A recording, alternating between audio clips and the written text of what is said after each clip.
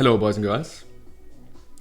So as promised, today I will talk about this fine book here.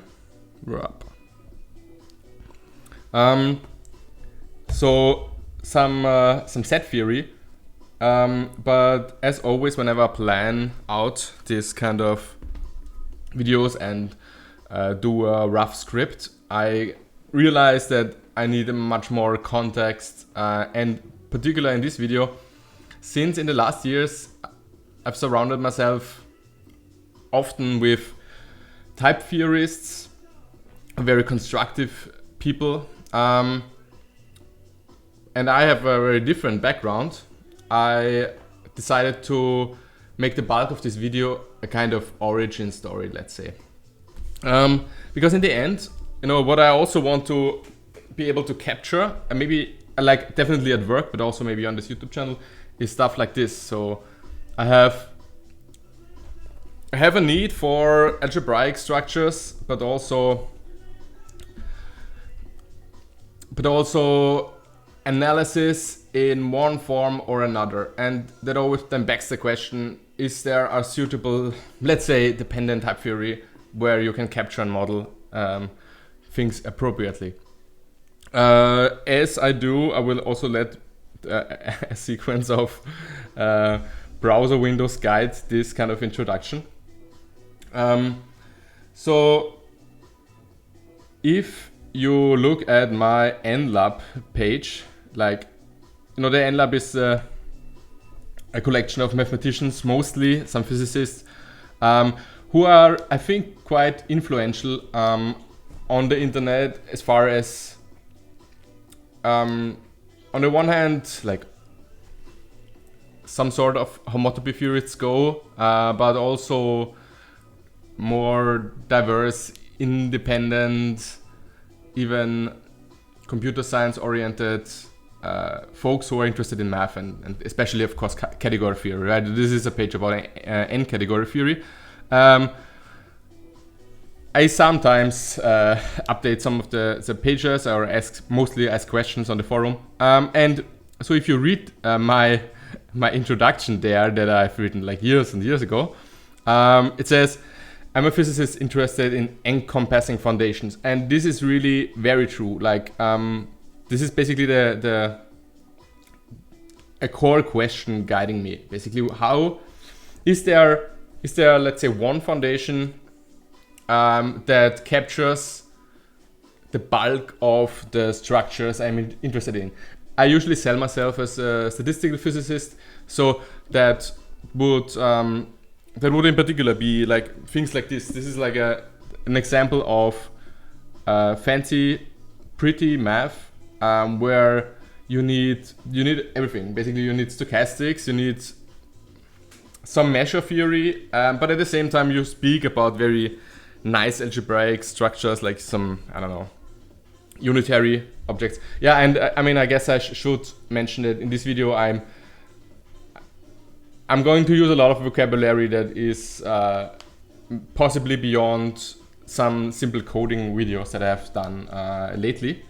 But probably to get the gist of my viewpoint, and this part of the video is really mostly about like my approach to set theory in the end, then it probably doesn't matter that if you don't know all the buzzwords, and maybe it's even an inspiration.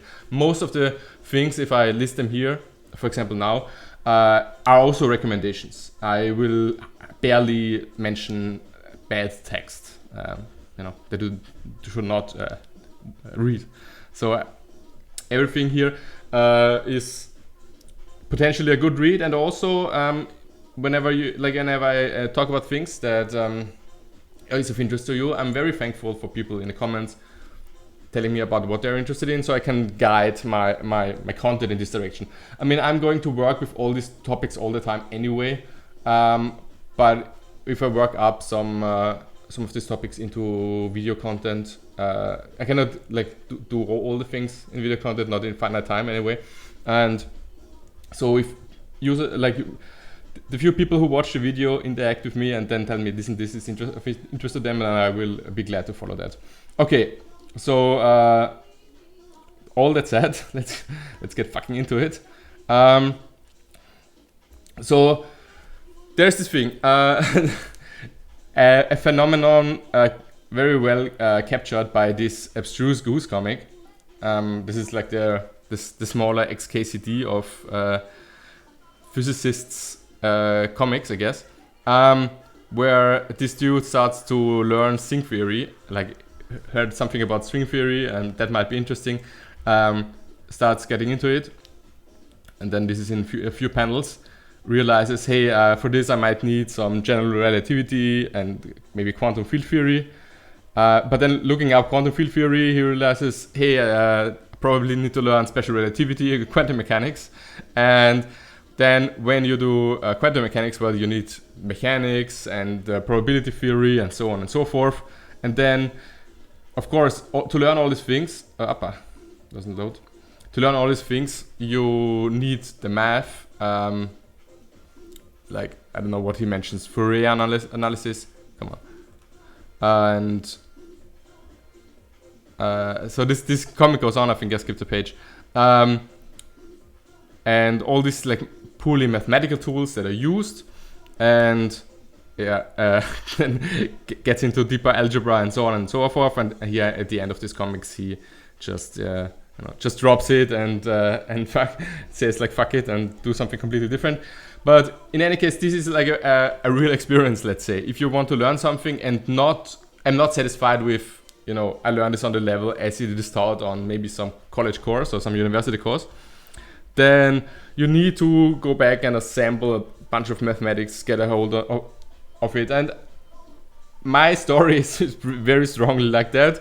Maybe with the difference that when I was young, when I was like 12 or so, I heard on the radio that some like famous people like Einstein and whatnot, they like to write down a lot of things, and like working and learning by writing stuff down, collecting information and working with that and coming back to it. And of course it's my and I'm sure many people's experience that if you don't write an idea down, then the idea can get lost easily. Like you remember maybe, hey, I had some idea, but you don't really know what it was. And so I started writing down things early, and I developed with time different kind of notebook formats and all these kind of things. I think I get to it later a little bit.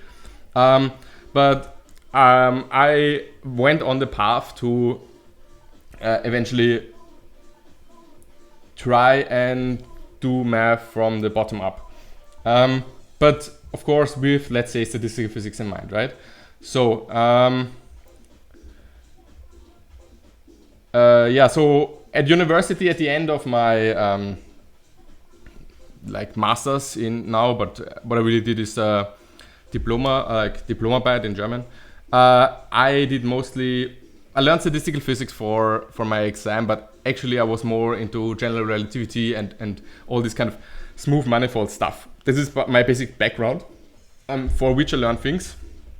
So this is my thesis actually, or a version of it.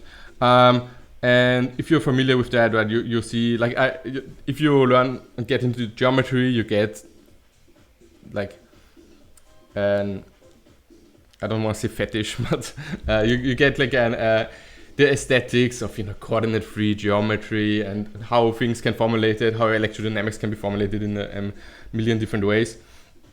And so this was the kind of like I was kind of this aesthetics guy, if you want.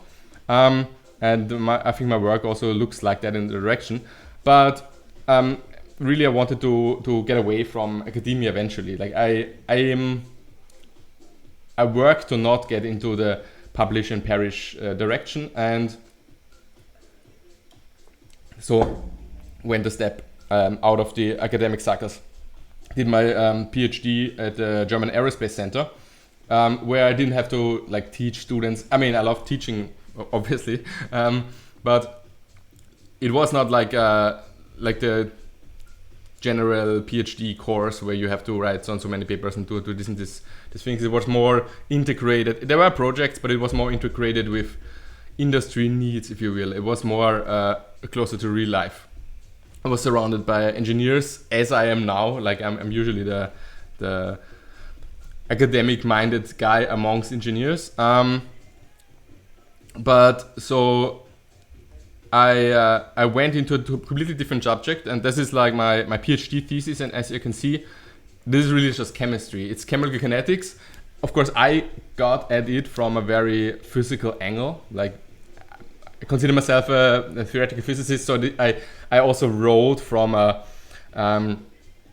statistical physics perspective. And if you read this thesis, you see then like my introduction, for example, I digged out a lot of fancy let's say 1930s math. Like, I actually worked under a Russian woman and worked with a lot of Russians, and this is basically plasma physics, and is a lot about mechanics on a very small level, not quantum mechanics, and not foundational physics like it was the case for my previous work. More hands-on, but still there's statistical physics angle to it. And at the same time, while I was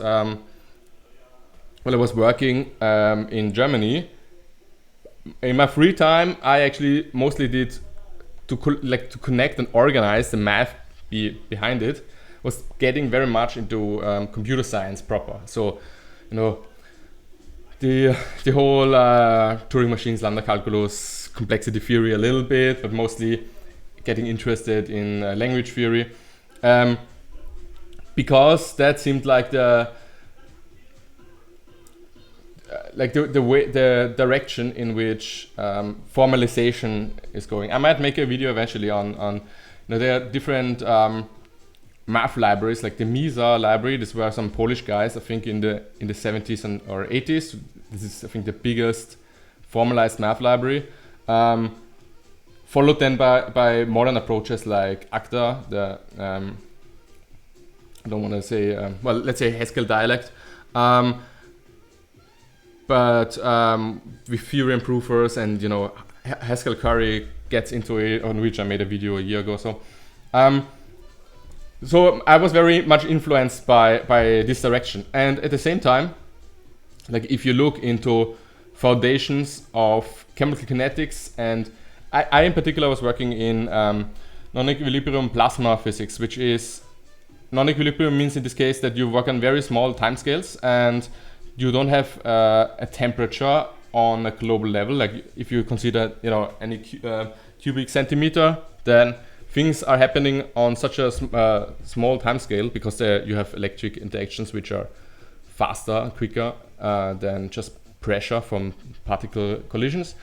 And so I had to dig, not just because I like to, but also because I was working on a different time scale than most of my colleagues at the Aerospace Center. I got into like as far as you can get down with classical mechanics, right? So this is just one example page I wrote on at that time. So here comes in this kind of probability theory interests on a foundational level. And I say this because when I later go back to talking about set theories, then if you want to talk for argue for practicality of set theory beyond being foundational, then Kolmogorov formalizations of probability theory come to mind, and so on and so forth. So necessarily I had to read a lot of things in this direction. But then going further and seeing like how can I summarize how can I bring together different computational results in the plasma physics direction that I was doing. There a lot of things are not classical actually, like they are motivated by some statistical ensemble theories in quantum mechanics, and so I had also to like parallel my studies with like the quantum mechanical approaches. And I want to make a shout out to, this is actually a guy from Vienna where I also studied, even though I never met this guy, but I came across, for example, this book. It's an unfinished book of 500 pages on quantum mechanics and he tries to write it down from a very algebraical perspective. So I mean, I had 1,000 years ago a class on Lie algebras. I'm not like, aesthetically speaking, I don't like the vector space approach so much as a pure top-down group theoretical dealing with Lie groups, but I always wanted to work through this as kind of trying to see if I can get this sort of algebraic approach down as a basic for not only quantum mechanics but also classical mechanics, because he kind of develops the approach that needs certain math for Hilbert spaces parallel to the Hamiltonian approach for classical mechanics. Okay, sorry for all the buzzwords, but my point is it's probably worth looking into this book, even if it has still some plain text and it's not actually worked out, and I think he might never finish this. But this is kind of my angle to algebra at that time, right? And but that's not what I intended to show up yet. And so yeah, so when you do algebra, you eventually stumble upon this book. This like 800-page book by Lang. It's a classic, and this is kind of the entry point where you then get hooked to error theoretic working with maths and on an error theoretic level. I mean, Lang uses it not throughout, like other algebra books, like Alufi chapter 1 would be another book where that is like really category theoretic. He uses, like Lang uses category theory like occasionally where it's really necessary. And despite the fact that I never really got into like geometry proper with categories, like, you know, or holonomy theory and X functors and all this kind of modules and so on. Although I never studied it for its own sake, because on the end of the day I kind of tend to go back to theories related to physical context. I certainly got hooked because, of course, given the fact that there's so much information on the NLab, and the boys there like are pushing hard for their error theoretic perspectives, you get to be introduced to Topo's theoretical foundations and arguments in these directions, and then of course you learn some basic category set theory, whatever you do in math, but then once you grasp, you know, the universal properties and all the nice things, and read some arguments why you don't want to have a material set theory as foundations, and what all the, like, I don't want to say the ugly parts about set theory, because I'm a very, like, I have a very how do you say, I'm actually a proponent of logical pluralism, and not just in regards to logics, even though I have to say, as an intermezzo here, I tend currently to be in favor of constructive and at the same time relevant logics over plain, I don't know, first order logics. But also, like, I'm generally open for like having several logics at the same time, or for different things. Like I'm not saying you need one foundations for the sake of having one foundations, but in that sense, I'm practically oriented, in the sense that I just want to have one framework in which all these things live together, and in which I can also combine them together without having to worry too much about the bridges between universes, let's say. And so when I say the ugly parts about set theory, this is like, there are big quotes around it, because I'm not the guy who is like, I made you know, do some elbowings, elbow checking for all sort of theories, like might be set theory and category theory, type theory. Like you can complain about all the things from some angles, but in general, I'm open to and appreciative of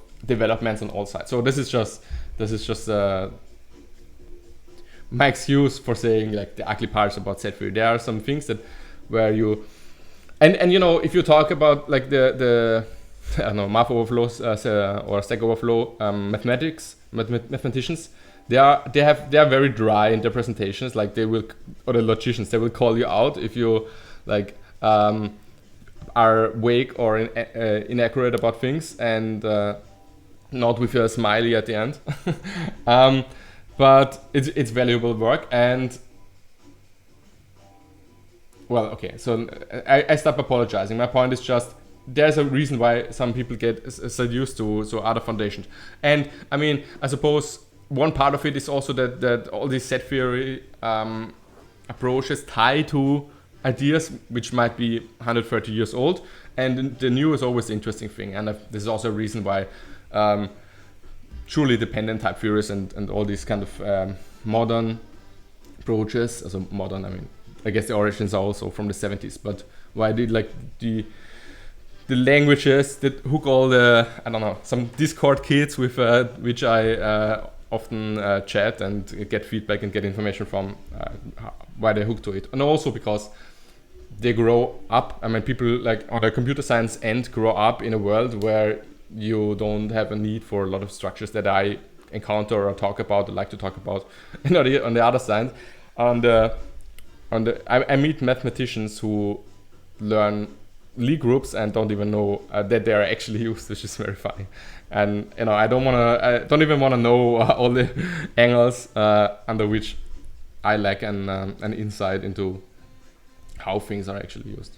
I mean, I really want to know, but okay. Sorry, that was a divergence. Let me continue this year. So I got into algebra and especially category theory, and I actually might close now some tabs here. Yeah, so one last thing though. Let me give a shout out to a paper I recently read on linear logics. It's by Schulman, who is also, you can say, an NLab guy. I'm not sure, he might even be one of the founders. And this is, if you don't know linear logic, this introduces a few different kind of connections. It kind of gives more structure in the sense that there are more interpretations of even natural language sentences, I suppose. It's richer in that sense. And his approach, like, it's actually not full linear logic, it's a thin linear logic, but his approach is emphasizing the fact that you basically also have expressions in logic combined with connectives, and the interesting thing is how provability of these expressions is defined, and he argues how to use that, I think, together with set theory. And I really like this paper, but with all things, I like the problem is time. I would like to work out some of the propositions he makes and how theories would look then. But I have sadly other things to do at the moment, and so I hope people and he develops this further. Okay, so right, so I got a little bit hooked for a time on the category theoretical approaches. I have to say, sadly, eventually, for practical reasons, I kind of gave up on really grounding my play field, my universe, in that world, simply because I found it cumbersome to an extent, too cumbersome. It might just be that this is because other frameworks have been worked out more, or there's something seductive to first order logics and just sets. But when you read the NLab discussions and proofs, then you're sometimes surprised that people even have an easy time thinking in those terms, right? So defining a lot of things in terms of category theoretical adjunctions is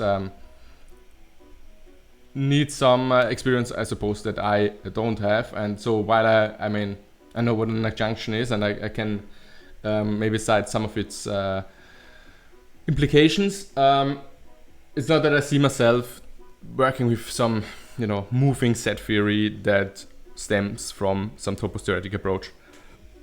All too quickly, or let's say first, if at all, I deepen my understanding of definitions in conventional or more restrictive, like constructive approaches. And I say restrictive in a like this is always two-sided. You know, whenever you remove stuff, you also gain things. But okay, I don't want to go into these aspects now. Yeah, so I during my time doing plasma chemistry, I actually learned a lot of these kind of things that you see here. This is my online notebook. These are all like interconnectedness and requirements in terms of definitions, and all of those are actually articles. So I had fun with this for a couple of years during my PhD. But lately I again tend to go back to set theory in for practical purposes, you could say. But I'm also very open for incorporations of more algebraic approaches, as well as, of course, the work of all the guys who try to like derive set theory from a type theoretic context. And so I also want to point out another NLab guys article. This is a very short article from 2012 where Tom, you could say, defines conventional, quote unquote, set theory, except he presents the axioms in a very topo-C sort of way. Like this is kind of a bridge between them, you could argue, and it's very neat to read. So if you know a bit of category theory and a bit of set theory, I recommend definitely look into that and get his perspective. Like this is nothing like it's not as out there as to argue for actually using linear logic for starting up set theory and so on, or like homotopy type theories, or some more philosophical arguments on equality. But of course, this kind of approach has some structural, or it has the structural conceptual advantages. So read this thing. And I also came across at that time, like early, to this book by Taylor, who this is a book which it starts out simple and nicely, and has a good presentation of some classical logic I found. I think even more constructive analogies of this, and some constructive or somewhat more constructive Zermelo-Fraenkel type theory, but then like goes like hardcore in the category theory, synthetic category, blah blah blah direction.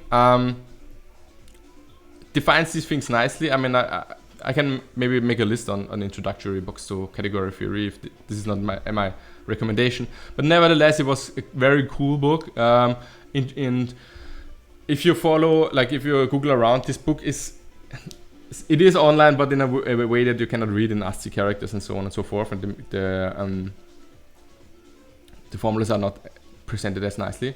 But he is also, as you see, talking about dependent types. And this was, I think, I'm not 100% sure, but I think this was my entry point to the whole, like, really taking type theory seriously and going from there.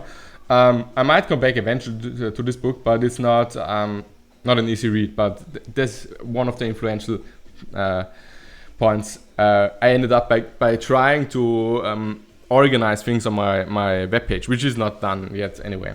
But okay, so I faded into the abstract.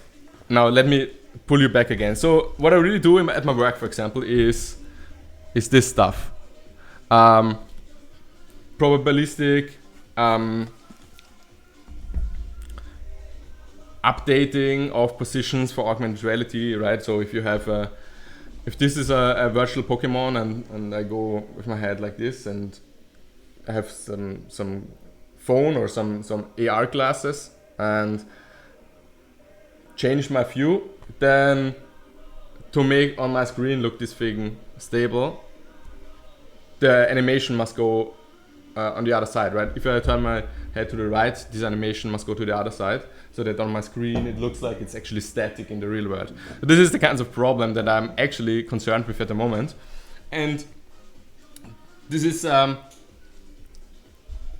probability theory. You can argue this is removed from set theory, but it's certainly not removed from, let's say, physicist algebra, right? I deal with Jacobians and derivatives of quaternions or versors, really, like some mild representation theory on a regular basis, and write C++ code based on that. So this is there, and whatever my foundations are in the end, if you say I have a project of encapsulating things in one foundations, then I definitely want to have these kind of things also integrated, and in a way that is attractive, in a way that is natural even, right? And so there is, like, the department in the group and department in which I work in Kalman filters are one big part, which is, you do some, you make use of some nice probability functions with nice priors, so Gaussians and blah blah blah, and a lot of matrix algebra, but also, as I said, some representation theory. So this is smooth, and I have been thinking about it in the last months and try to work out and kind of approach to keep on learning things like this book and read them and incorporate them in the let's say mathematical universe that I have in my head. And I get back and forth, like every few months or so. I get back and say, hey, I must really work out some more Lie theory. But then I say, I cannot get lost in too abstract things like in NLAB, Urschreiber, groupoid, infinite dimensional groupoid representation theory or whatnot.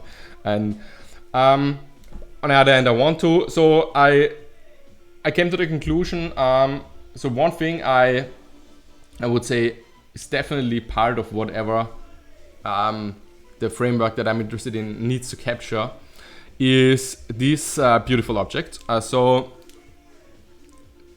I actually want to kind of write a text or a book or something about strongly continuous one parameter groups or semi-groups. This is essentially, like, I think this is like one of the things that captures a huge bulk of the things that you need as a physicist. And not only this object as such, but also the whole framework of theories around it. So the useful ones as well, the not useful ones. This is basically a generalization of exponential functions, really. E to the x, whatever domain x is from, whatever the a's are from. So definitely quaternions fall into a collection of theories that are in need of these kind of objects. And these are a representation of the semi-group over an uncountable set, right? The real numbers here. And so what I'm getting at is that I'm making kind of this kind of long-winded apologetics. Maybe representation theory of smooth manifolds, as I've worked with them for my diploma, or time evolution equations, even on the microscopic level. You need a notion of smoothness, and I'm afraid some of the cool synthetic approaches as you find them on the NLAB, where monads are being thrown around left and right, and you have all sorts of interesting objects which go in the non-standard analysis direction. Like, if you want to incorporate this in type theory as such, I'm not sure if in the next few years this will be sufficiently captured. So if you read the homotopy type theory book, the last few chapters are actually on formalizations, on the reals and so on and so forth, and it looks tempting. But then I feel like some first order theory approach seems easier somehow. And if I would just take the book at face value, for example, would be convincing. But if then I actually look at where the research is like, if I look into cubical type theory papers and all these things surrounding this, it doesn't look so like as if you can get into that on the side at all. And I know that the hot book, like it even says that, I think in the introduction, that they try to develop a new casual way of doing mathematics, but closer to computer implementation. And I'm really on it. But let me argue for this YouTube channel, for example, if I do some explanations, I will probably stick to the first order logic. It's just like it is. But if somebody comes along and says, hey, here is a type theory that has these features and is easy to implement, plasma kinetics, like, and by implementing it, I don't speak of doing numerical analysis and computing things that you can also do with the most ugly Fortran compiler. I mean actually modeling the theory like as Urs Schreiber does, as the cool kids do, actually in your type system / programming language. So this is where I'm coming from. Okay, so what have we? Yeah, so as far as my combinatorics go, and there was a time when I would have argued that physics is really actually the infinite dimensional representation theory of Lie groups. I'm not 100% sure if statistical physics fits into that, but certainly some quantum field theory looks like that. Or when you do characterizations of certain spaces that you use for modeling in terms of symmetries, then you get kind of in this direction. But nonetheless, I have always like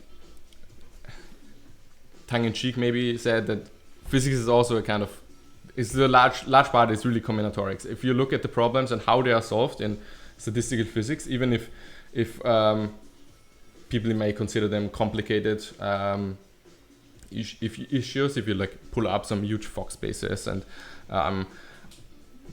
introduce an algebra not as it's taught to mathematicians and do some functional analysis, looking derivations of this and this, thermodynamic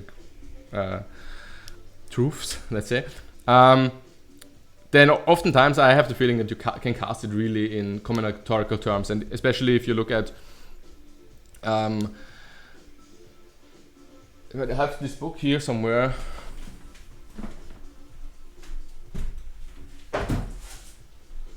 There is this series of a German author, Zeidler. Sadly, he passed away a few years ago. But he tried to write this kind of, he calls it a bridge between mathematicians even and physicists. And this is basically like a lookbook. You browse through it and he jumps from topic to another. But some nice formalization. Is a very pretty book. Not very like pedagogical.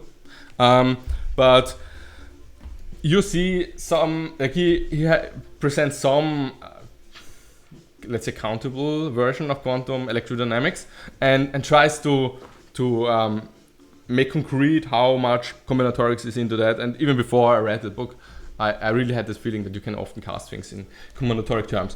And for combinatorics, it's very natural that you use some sort of set theory because all the problems are stated in set theoretical or graph theoretical terms. And yeah, well, these kind of go together. And so I am a huge fan, if I can, to like capture very explicitly my problems and solutions in this universe.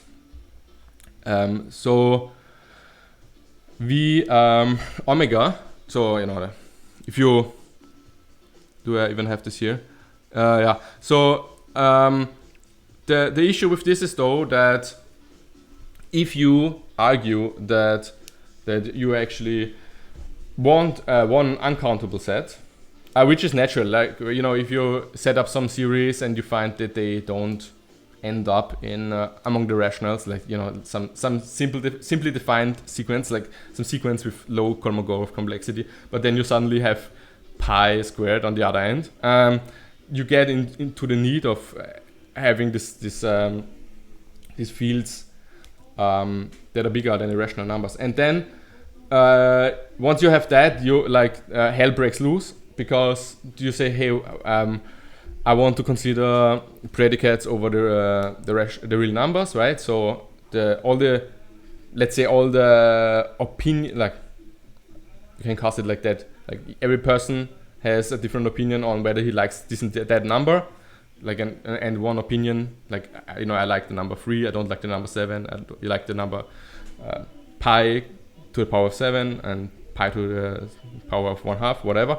So you have suddenly opinions over the reals, and this corresponds to predicates, and you can then naively say, well, this is like the separation of reals into two parts. So this is like the predicates, like yes and no, binary decisions on each real. So what I'm saying is this is like the set of functions from the reals to the set with 2 elements, so which has cardinality 2 to the power of r, and then by contour 2 to the power of r is already bigger than r. And so what about n to the power of r? Well, that might be handleable, but of course if you just take a function, like if you say I consider all this is the Wikipedia page for smooth functions, right? You consider all the functions from r to the power of m to r to the power of n, yeah. So let's say, or parametrizations of curves in Rn.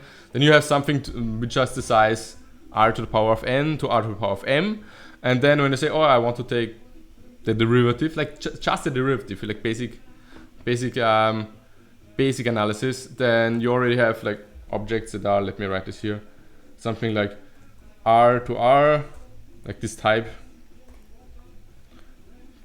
function, and it's mapped to another function, right? That would be roughly, so to speak, the type of the derivative, like quotes and quotes. Of course, there must be restrictions on R to be actually have a derivative on every point, blah blah blah. But my point is that if this is uncountable, R, like this function space, I hope you can even read this. This function space alone, this pops out of R, and the objects that you need are like will break out quickly. And I'm not a set theorist or type theorist or category theorist. My concern is that they will never make a not in the next years anyway, a nice type theoretical foundations in which these objects are as present immediately as with some first order logic theory. Although this is all like, I have to always make a caveat to all these statements, because you could argue easily that all these frameworks hide a lot of work under the rug and are actually not so implicit. And of course they are not, you cannot not do formal verifications like you can with this nice constructive theories. That's why I'm a shill for all of these things. So what I see myself living in really is a von Neumann universe, if you want. Like I not decided on my set theory, of course, but let's say v to omega times 2. So this is when you take a set and then you pump power sets onto it, pump, and eventually take this limit, like the union of all under a certain ordinal, and then you get the hereditary finite sets, and then you go on and pump power sets onto it, and ensure you eventually have something which in some way you can get your function spaces that you might need for functional analysis or just a derivative into it. And of course, like the set theorists, like the purists, they will now argue and make a clear distinction between the theory of the reals and however you capture them and their models and so on, and for good reason, because it's a subtle thing. Nonetheless, even if you had some sort of typed, I don't know how to imagine it, some theory where you have reals which you consider not to be just modeled, I would like to frame them into one framework, and then I would have a projection with some uncountable ordinal, and this would introduce, in any case, these kind of objects, and it makes then sense to to consider, hey, how big does this get? How many levels in the Neumann iteration do I need? And so I'm running out of voice here. And so I consider my life to reside here. Except, of course, if whenever you then want to take for example, a category theoretical view, then you might need to break out, and then there's MacLane, set theories, and for all these like conceptions have been had many decades ago. But let's say whenever I do math like in this, I envision to be sort of working with theories that have a model in V omega times 2. Okay, so let me close this again. Okay, so yeah, so I hope I have motivated why I'm, let's see, at least currently interested. Like, I'm so apologetic in this video for some set theories, and for the sake of having material to study and teach and present, because life is really about interacting with other people. So you unless you want to work and do your own programming language in your basement, this is a very valued way of life, but I usually like to talk with people. And so if, let's say, in the future on this YouTube channel I talk about set theory, it will probably go in a direction like that. Like one of these, these are as a collection of small set theories. I have ordered them in a way that's roughly in terms of strength. Like if you go down there, this is what the set theory, the MISA project is using, that I've been mentioning before, the Polish project, where they want to have everything like and put categories very conveniently into their theory. So this has, any sort of cardinals, huge universes. This is one approach, like more or less has some restrictions on sizes, but captures categories with universes on a level that is very rough. But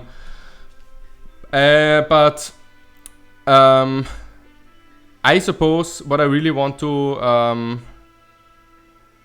definitely have, whatever my set theory looks like, are objects as, like, definitely this and more, like objects as they presented in Kripke set theory. So this is a nice collection of axioms which has like bounds on which quantifiers they want to use and so on and so forth.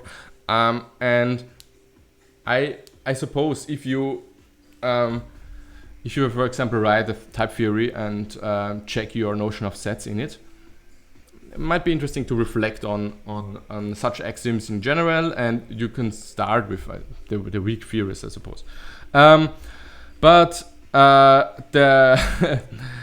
the extent that I do, the theory I talk about today is Neumann-Bernay-Gödel set theory, which is really just a conservative extension, as it says here, of Zermelo-Fraenkel. So it actually looks like a lot like Zermelo-Fraenkel.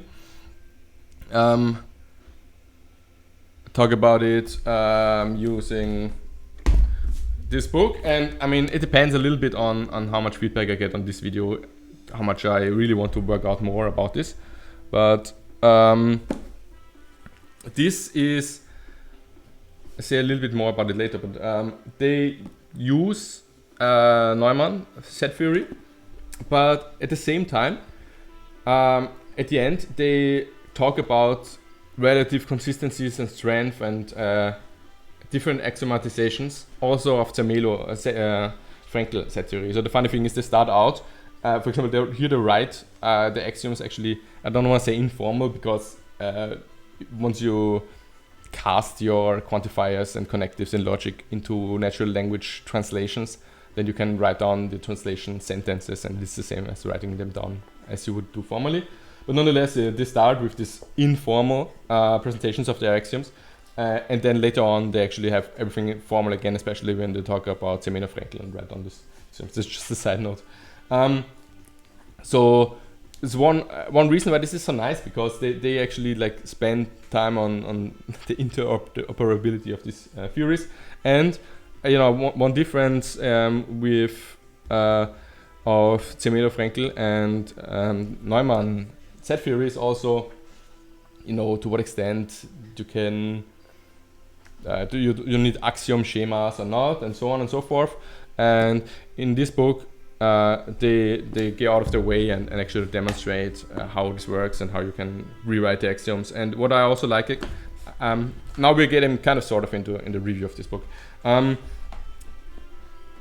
It's my preference if you use usually smaller, weaker axioms, and to some extent sometimes also axioms which are actually implied by stronger axioms. So, for example, I take some issue, like if you want to like be more go even into philosophical arguments. I take some issue, for example, with the empty set as a set.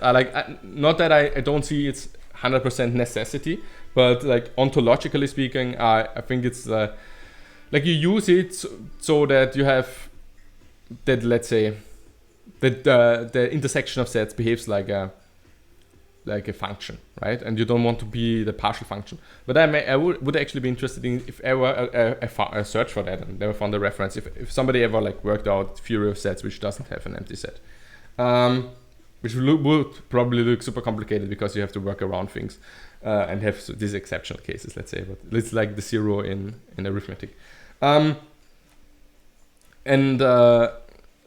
Without going too much into it. Now let me just finish with the rest of the tabs I have open.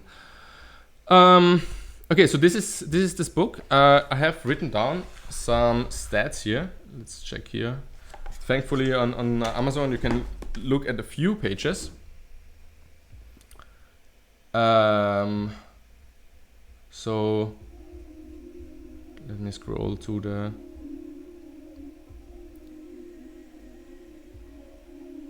So, as I said,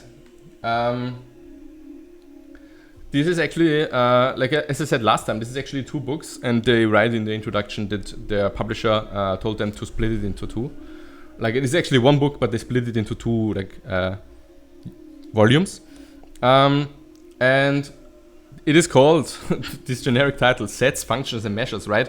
But despite that, the first book is simply about set theory, really, right? It's very structured, very logical, and it doesn't get to the point as quickly as this classic, because this classic is very early concerned with ordinals and cardinals and so on and so forth. But instead spends the time on working out, even being very explicit, even about some comments on the logic, like the first 10 pages or so are just the logic, and they even introduce special notation for often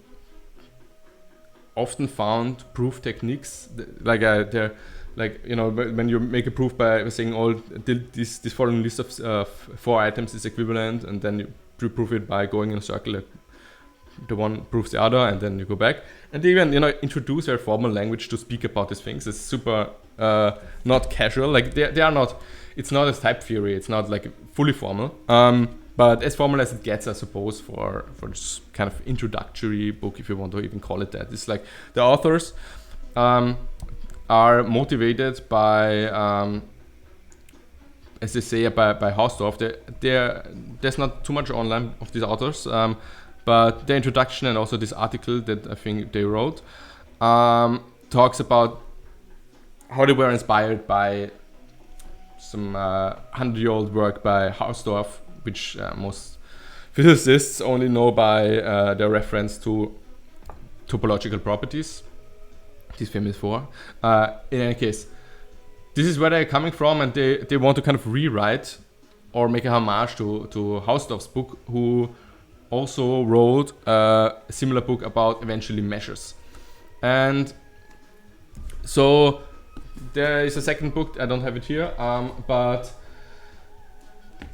all in all, I think this is like 400 pages each. And the funny thing about the first one is here they introduce a little bit of logic, then speak about the axioms, to which I get later, and then introduce arithmetic, the natural numbers, the reals, and so on and so forth. And after like I think 200 pages or so, the rest of the book, like the split, is actually just the appendix. The rest of the appendix is like where they voice their concerns and ideas to get foundations where you can fit category theory into it and so on. I like that they are concerned with that, because often pure set theories don't mention those subjects much. And there's this, more talk on inaccessible cardinals and equiconsistency and these kind of things. So that said, let me, like the last minutes of the videos, I'm already almost at 1 hour, get a little bit into the presentation of the first where am I? The first 35 pages of this block, right? This is just talking about the logic and then introducing the set theory, after which you talk about the ordinals, cardinal numbers, real numbers, and then, as I said, after page 180, it's just the appendix with lots of valuable information. I mean, this is very great if somebody does the effort and does this, because there is this thing in math where a lot of theorems are actually never written down, published in a sense, but only handed around on conferences or whatnot. So that's also the reason why I think this argument comes straight from the NLab people, and they convinced me like it's good that there's this outlook where people share common knowledge. So no PhD student has to be ashamed publishing it for the sake of not being innovative. It's already there and can be referenced, at least on the NLab. So if we compare to this book, I want to say that the interesting thing is, I read this the first time 2012 or so, when I wanted to formalize my universe on this web page in a way. And I was actually surprised, I don't want to diss anyone, but I was actually surprised by how informal it is, because this book speaks about, like, at an early page, starts speaking about classes in the set theoretical sense, and actually never having them mentioned before, uses them, not making any like logical remarks or like framing it in a deductive way. Let's just say that I was actually surprised that while it is like an 800 pages book, it's definitely not, like, if you're autistic like me, then it has some deficits with regard to self-study. But I mean, again, this is not an insult to the book, because it's great and many people learn from that. But just a way of presentation that I found refreshing, that you don't have to go for million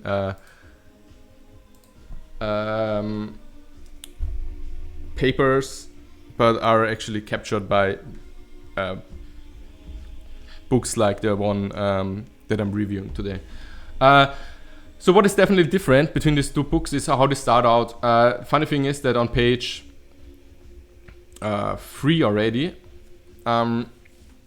Yech, this book here, this reference book, lists all the axioms that they're going to use. They here actually listed in a very informal way. But the difference is that this book, after they introduce the logic and make many comments on, like, they use, by the way, of course, they use first order logic.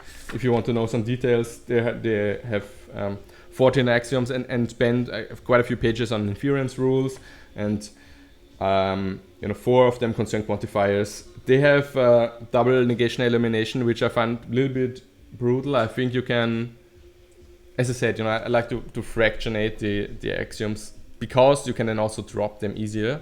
Like, if you can look at a framework with many axioms and just remove one without like altering the theory completely. I mean, you always alter it if you remove axioms, but this is just such a strong beast that I think there are smooth alternatives that involve the negation. So there are, of course, the substitution, like I'm now talking about just the logic, right? There are substitution rules for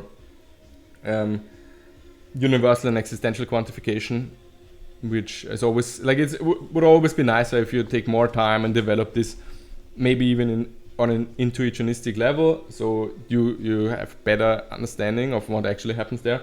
But nevertheless, this is fine. This is just a, I suppose, a Hilbert kind of presentation. Then one interplay between the existential and universal quantification. So this is very first orderly, let's say, and it's very constructive in that he has this like brutal double negation elimination and the contraposition as an explicit axiom, which leads me actually back to the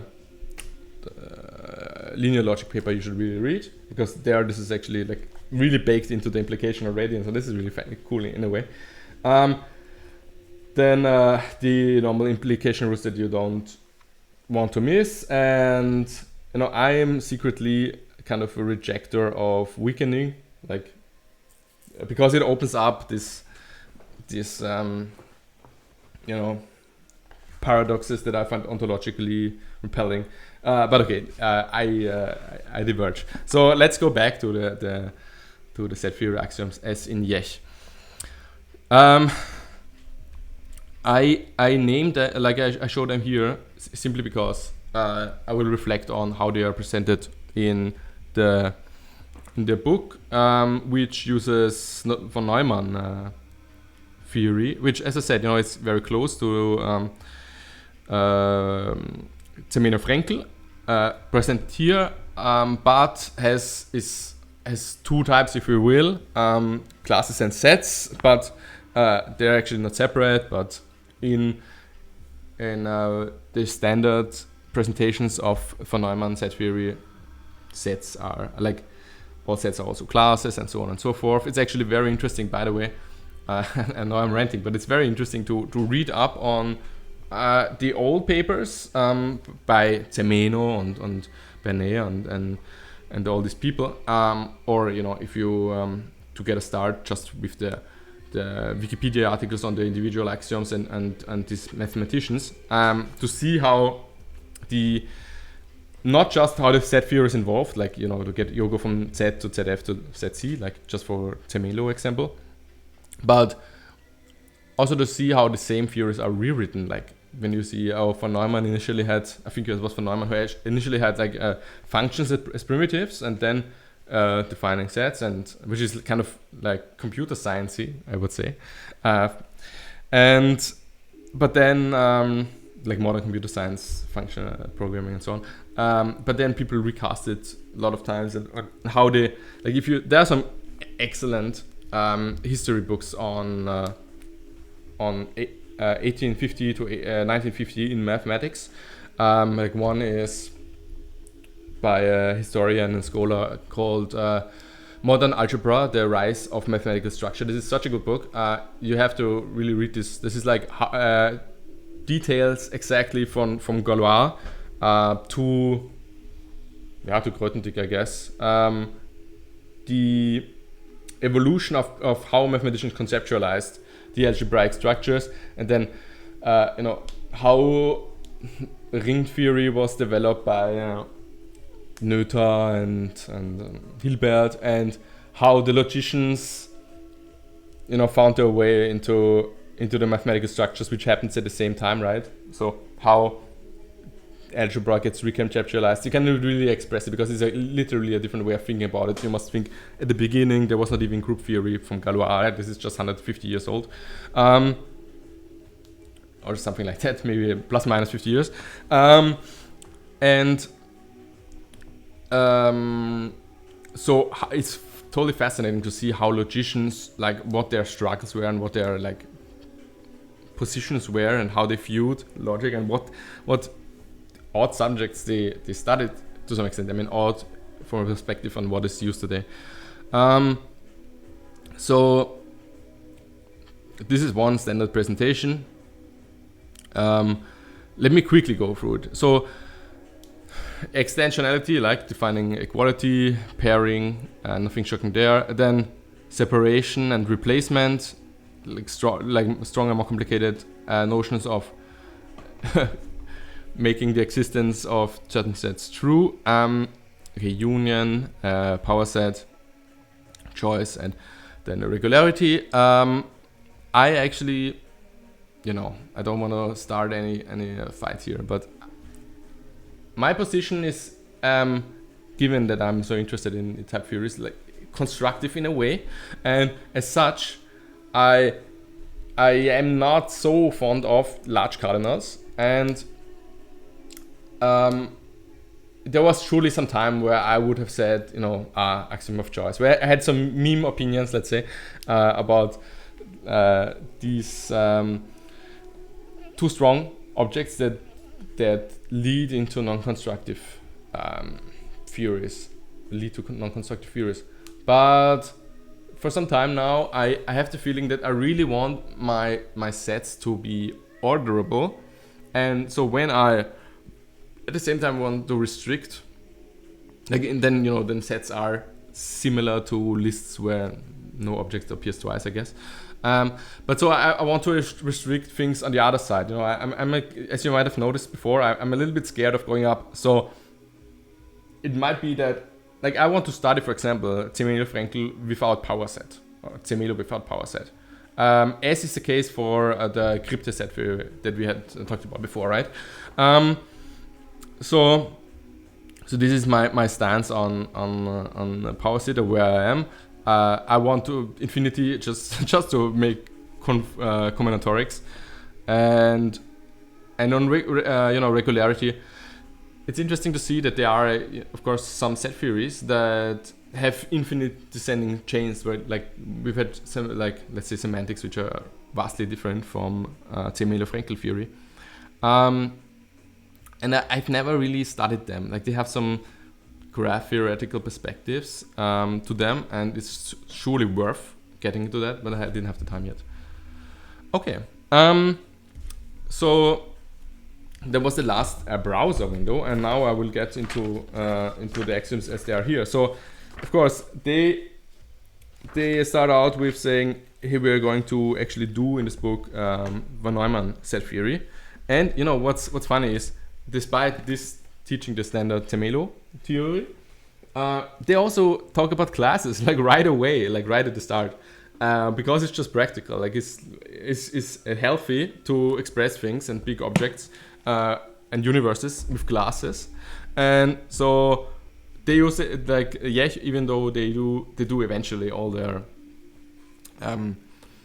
cardinal arithmetic and whatnot in Zemelo theory, they kind of use the language, and so from that perspective, I think, why not like directly go into von Neumann theory, at least for me, who unlike a pure set theorist guy, find it appealing, because I want to have something which looks like category theory universes right away. Okay, so interestingly enough, as opposed to the Jechbuch, they actually don't give you all the axioms at once. They give them to you in about 25 pages, and always, like, state some axioms and then do some immediate theorems that result from that. In principle, I'm a big fan of that, because then you have kind of jumping off points, right? At every point you could say, okay, now I don't go as the book follows along, but I do intersect my own axioms, and everything I've proven so far still holds true, and it's like from an organizational perspective, nice. And nonetheless, I really liked all the axioms at the start. They could do both, really, right?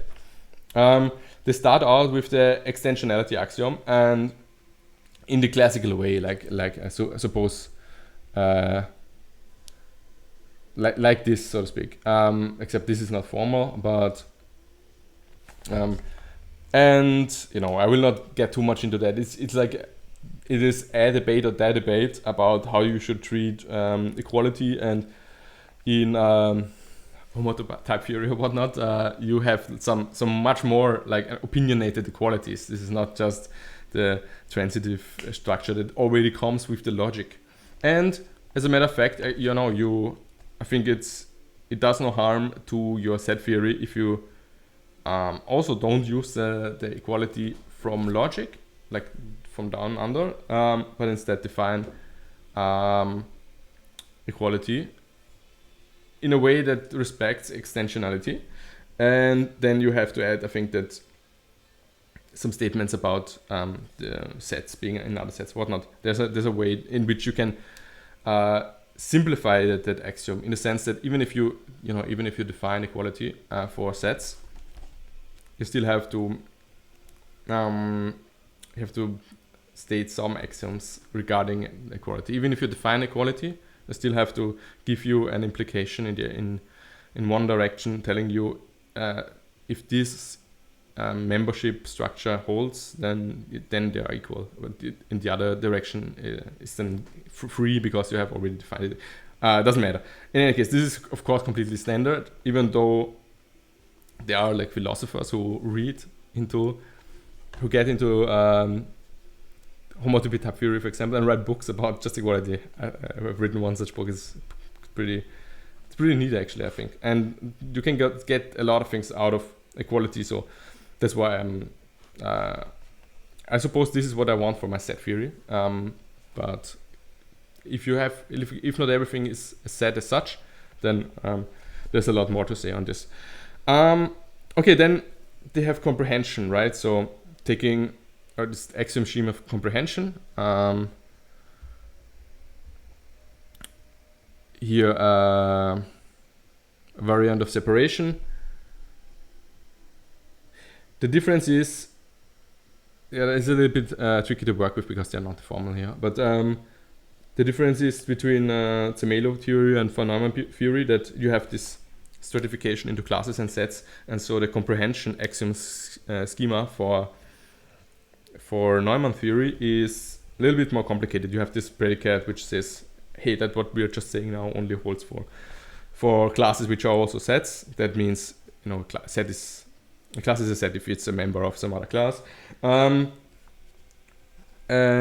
I guess this is good and well, although I think they should not dwell too long on it, but they could have said a little bit more here. For example, they go on, as I said, they immediately prove some things from it, and they go on and introduce empty set and universal class, and given the fact that subtleties in these axioms already lead to differences in terms of what you can prove for existence. For example, how many Zermelo-Fraenkel axioms do you need to define and show the existence of the empty set? Well, this depends a lot on which axioms you want to choose and which are there. I mean, for Zermelo-Fraenkel, there's some collection, but if you change them up, like you do here, then you might have a different situation, right? So I think there could be a little bit more expansion on that. I mean, maybe he doesn't want to dilute. Maybe the authors don't want to dilute their presentation too much with other theories, which I can understand. Right? It's a little bit more purist. But I found this I don't want to be lazy, but you have to do some work if you're interested in these kind of questions. Moreover, they actually, I've not mentioned this before, but they actually introduced some new notation, right, which is bold. They have some notation for multi-valued collections. Like, this is just notation. It's not scary. That you use later, which I actually like. I don't have a whiteboard here, so I could show you what they do, but essentially like a way of speaking about indices that doesn't involve, among other things, like subscripts and so on and so forth, and also about products of classes and so on and so forth. And they use non-standard notation for products. I guess they have good reasons, but and what they also do is in their presentation of the formal symbols, right at the start, they speak about the curly brackets with which you use for comprehension, which is not actually conventionally used in, like, it's part of the syntax, of course, but it is a little bit confusing, I think, because this notation, if you are like a purist in first order theory, will not pop up. And you can introduce the curly brackets and so on to express some things like equality can be defined, but they don't do that. And that's like, for example, they present the comprehension axiom scheme, and then they say what it means in terms of this expression with the curly brackets, and to accept that the one thing means the other thing, but it's not formalized in first order theory. If you're like purist, and this kind of book is already purist, and it's not like me just being picky, then you could, I don't know, be even more explicit about that. I would have appreciated, let's say. Okay, and they go on and they make some basic proofs, introduce complement of sets within other sets, so within the set universe. And then they actually define, they introduce a notation for what is to be the power set, right? They speak of the complete assemble, like the set of all subsets of another set. And then go on to speak about the power set. And unlike this axiom, the actual axiom of power set, where you literally say there exists a power set, what they do is introduce what they call axiom of full ensemble, and it says that for all sets, there's a set which contains all the subsets, and so there's the difference that this could also be a bigger set, right? There's a set which contains all the subsets, and then they go about to show, like, as a lemma the how power set and so on exists. That's just a remark. Okay, then axiom of binary union. I mean, this is also here. I am not sure. This is axiom of union, and this is pairing.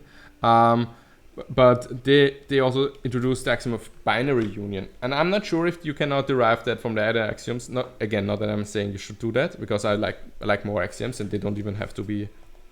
They can even be like subsumed if you're explicit about it by other axioms. But they introduce it, and I think they do that because they then go on and prove a lot of stuff, to which I'll come in a second. But it's an interesting decision. So if this is actually dependent, like if it is not independent of the other axioms, then it's interesting, because I don't think they state that here explicitly. Then they go on to use all they have defined and speak of correspondences. Let's say functions which too many. What I took offense here is that they were not. I'm not even sure if it's a bug or if it's just my reading. But there's this subtlety with functions that in many cases you want to define the functions. There's this difference between functions and graphs, where the graph also has the axis, so to speak, and if you have the domain of a function, you can generate the codomain by just applying the function to all the elements in the domain. but for the reason that you cannot reconstruct the domain from the function, right? So for example,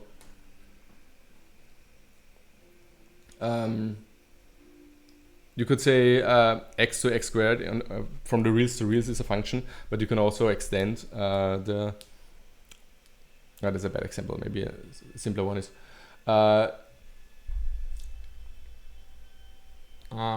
so my point is this: if you don't state the domain, so let's go the other way around. Yeah, do you have x to x squared, and the domain is the reals, and maybe I got that wrong. And the codomains is the positive reals because all functions are squared, right? You have to state then that what you actually want is codomain. So that's what I wanted to say. So you can generate the range, like all the actual values that are taken by the function from starting with the domain, but sometimes you want to capture the codomain as well, and I think this is not done here. So this would be an extra clause in every statement where you talk about a function, like the function if you just state in algorithmic terms, if you just state in procedural terms what it does, and don't mention the codomain, then you might lose your uniqueness of meaning. Of course, this doesn't ever happen in category theory when you talk about functions or type theory, because they are your primary objects. Like in type theory anyway, you are already talking in terms of the domain and codomain, and the functions are between them. And the same thing in a lot of axiomizations of category theory, where you speak of the morphism between two objects. Okay, and then of course they have these correspondences, and from them, as special cases, they go down to the mappings and develop a lot of math, a lot of notation, and prove a bunch of lemmas about products of spaces and so on. Before eventually, do I get to another axiom actually?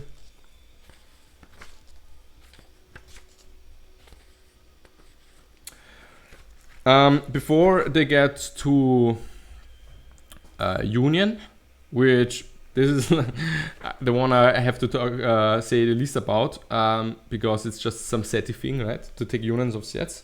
In a bunch of set theories, you can't even look at the insides of the elements. In this kind of set theories, everything is a set if you use it as foundation. But what you really want is to work on not so much. I would say you don't really want to use sets by talking about element relations, but actually talking about theorems that only make use of subset relations, not just element relations. And in that sense, that's kind of the essence almost of sets, if you want to allow me to say that. And so axiom of union, good. check. What's nice is that they also break the axiom of union into two. They are explicit about, like, axiom of union is the fifth axiom here, like A5, and then they say there's A5 prime and A5 prime prime, and if you take these together, they actually derive axiom 5. So you have two weaker axioms that together make for that, which I find very appealing. Although these particular axioms themselves I don't find as appealing how they actually play out, because the one already uses functions, and you see there's a point to actually talking about correspondences and so forth. And the other one also talks about inverse that is defined here. Okay, and well, of course they have regularity. I never found it aesthetically pleasing, but it's necessary if you want to avoid infinite descending chains, which most set theories do, not all of them, but the convention ones for sure. You have infinity. Also take no offense with that, as I already said, for combinatorial reasons. In a sense, this is just what you need. And finally, have we forgot about something? Choice. Takes choice, derives a bunch of things, and this then closes this subsection, I think 1.1 or so. And the next thing they go to would be ordinals and ordinal numbers. And if you're just interested, I will come back to that. I might actually eventually do a proper more explicit whiteboard presentation for a lot of things I talked about here. But yeah, I think that wraps it up. Post in the comments if you made it this far, 1.5 hours me ranting on foundations. But I hope you get my spirit now. I always forget to say that, but subscribe and get some people to subscribe to this channel, so I know actually good topics that I should talk about. And otherwise, really, thanks for listening.